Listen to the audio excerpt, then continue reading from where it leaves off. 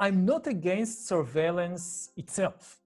I think certainly in this epidemic, we need to make use of whatever technology is available to fight the epidemic and to ease the economic crisis. And certainly surveillance can help us do that, but it should be done carefully. This is a kind of watershed event when surveillance is really spreading everywhere.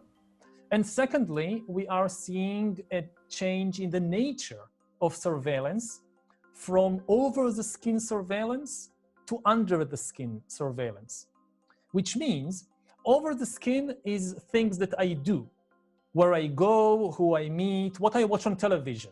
And we know that for years, corporations and governments have been developing the abilities, the technological tools to monitor what we do.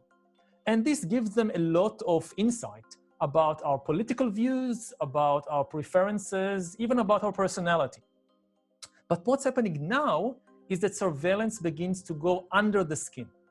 Not just what you do, but also how you feel. At present, it is of course focused on the disease itself.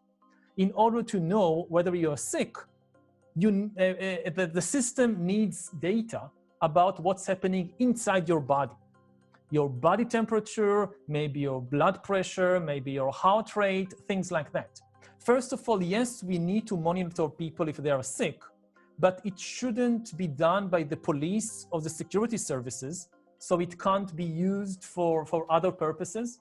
If you want to monitor people, establish an independent healthcare authority or agency, which is tasked just with this, just with stopping the epidemic, and doesn't share the data it collects with anybody else. Not with the police, not with your boss, not with your insurance agency.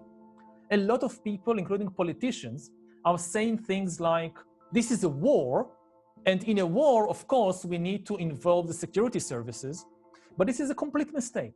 This is not a war.